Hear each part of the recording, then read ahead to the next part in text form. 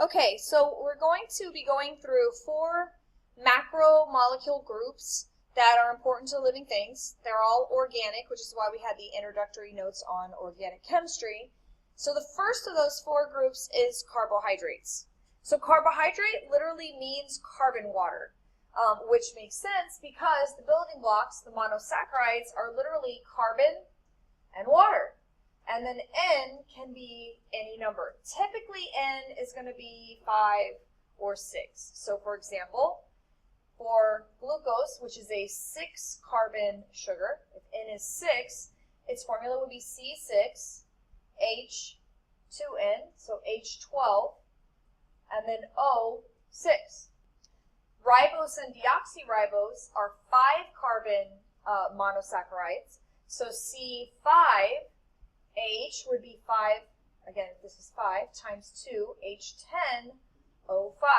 So you'll see that 1 to 2 to 1 ratio, carbon-hydrogen oxygen, and again, it's really carbon water within, N being any number of carbons and waters. Now, that is only true for monosaccharides, and we'll talk about why that formula doesn't exactly hold for polysaccharides in a minute. So glucose and fructose are common 6-carbon monosaccharides. These are what you use for quick energy. Glucose is what's in your bloodstream that you're using for energy. Your cells use glucose. Fructose is the sugar that's found in fruits.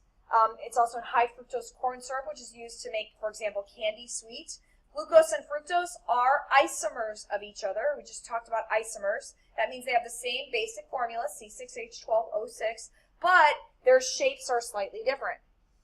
Ribose and deoxyribose, I mentioned a moment ago, are 5-carbon monosaccharides, and they're part of DNA and RNA. In fact, the D in DNA is for deoxyribose, and the R in RNA is for ribose. So deoxyribonucleic acid and ribonucleic acid.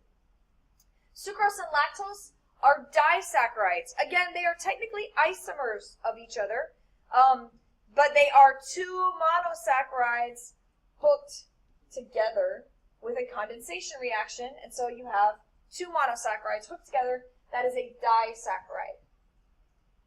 And you will see that carbohydrates, from pictures, if you had to recognize it as a carbohydrate, can be drawn linear, or they can be drawn as rings. So on the next slide, I'm going to show you both. So if we look at glucose and fructose, remember they are isomers of each other. So if I make this a little bigger, you can see glucose and fructose, and they have the same basic formula. It actually all doesn't fit in this, so we'll just go here. Okay, so if we just look at fructose then. Fructose is C6H12O6, but if we look at fructose compared to glucose, you'll notice that they're slightly different. Let me try again to shrink this down a little bit so you can see it. Okay. You'll notice that in glucose, it actually has an aldehyde, one of our groups we talked about, on the end, and fructose has a ketone. Basically, the double bonded oxygen is in a different location. I mean, in essence, that's what makes them isomers. Now, if you count it up, you'll see they're both C6H12O6. They can also fold up into a ring. And I wanted to comment on that because you'll notice that in the ring, it almost appears like the carbons disappeared.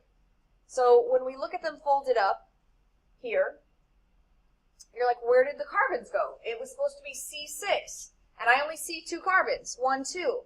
That's because in organic chemistry, there's a shorthand way of drawing carbons, and particularly when you see them in a ring like this, you're supposed to assume that every bend is a carbon.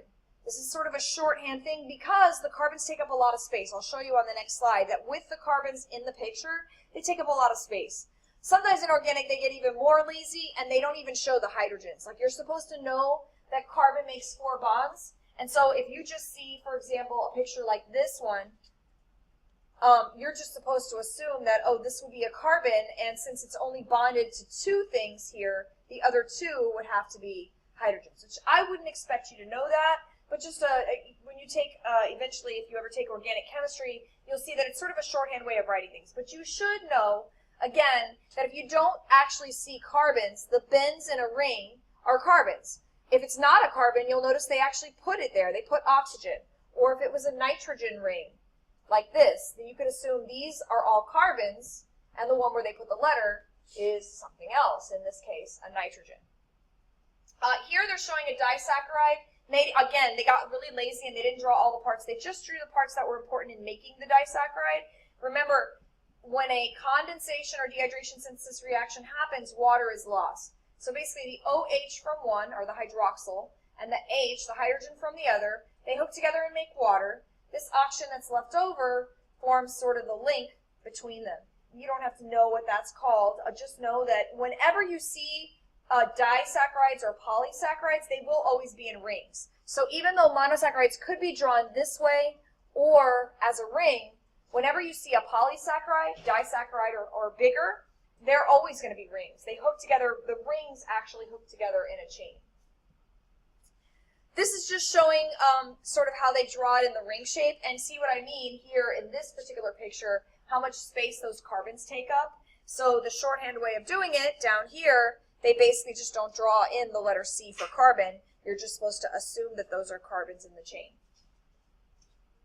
Okay. Moving on. So polysaccharides, I listed some that you should be familiar with. So a polysaccharide, again, is just a chain of monosaccharides. Starch is the polysaccharide that plants use to store energy. Glycogen is the polysaccharide that we use to store energy in our muscles and in our liver. Now, usually if I ask people how do we store energy, most people are going to say fat. And that is true. For long-term energy storage, we do use fat. You build up fat in your, maybe on your thighs or your hips. It also is used to surround your heart and kidneys and hold them in place. It keeps you warm. Yes, you store fat for energy long term, but how do you store energy so that you can go between breakfast and lunch and not pass out? I mean, if you think about it, your cells need glucose all the time. So something must be storing it and then releasing the glucose, sort of like a little IV drip between meals, and that's glycogen.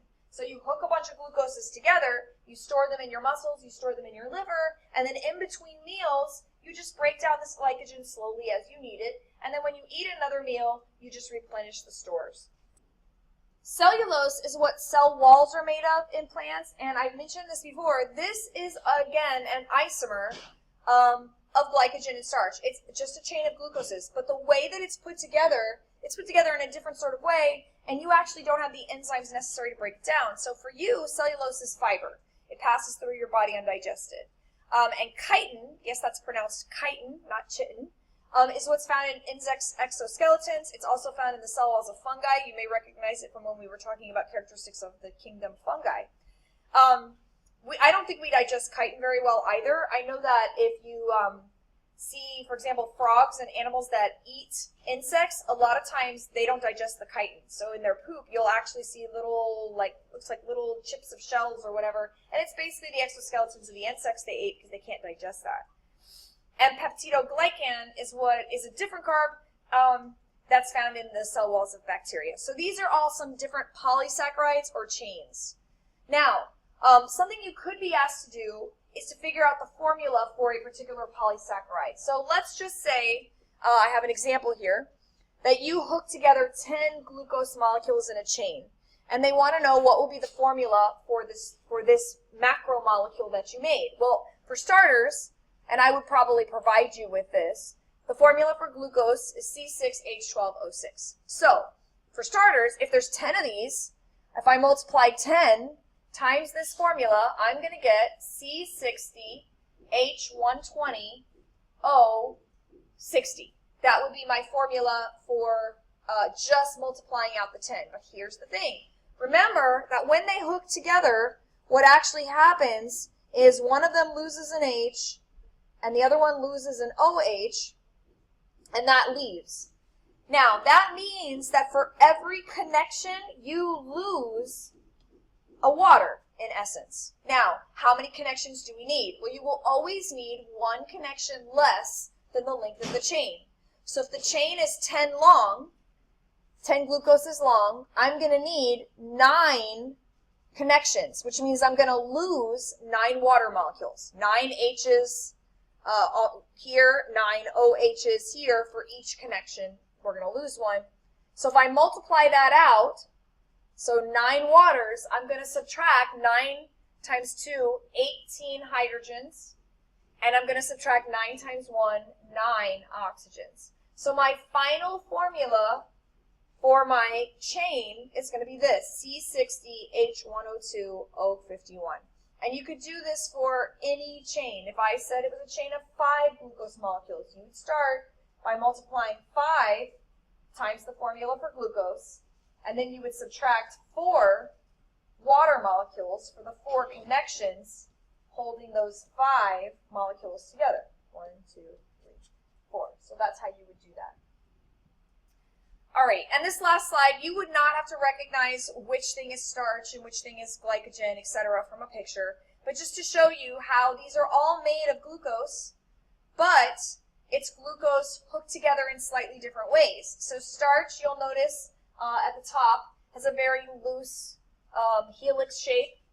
On the other hand, this is glycogen, which has also a bunch of branches. But these are both energy storage. They look slightly different. They behave slightly different. They're just isomers of each other. Here's cellulose. It makes sense that cellulose would have such a compact structure like this because the cellulose molecules, remember, they're part of cell walls. So it's got to be something structural that would be very durable. And the same is true with the chitin, and over here with the peptidoglycan. And again, we can't digest cellulose because of the way that they're hooked together, the way that they're in a particular organization. We don't have the enzymes to digest it. And so we can digest starch and glycogen, but we can't digest cellulose.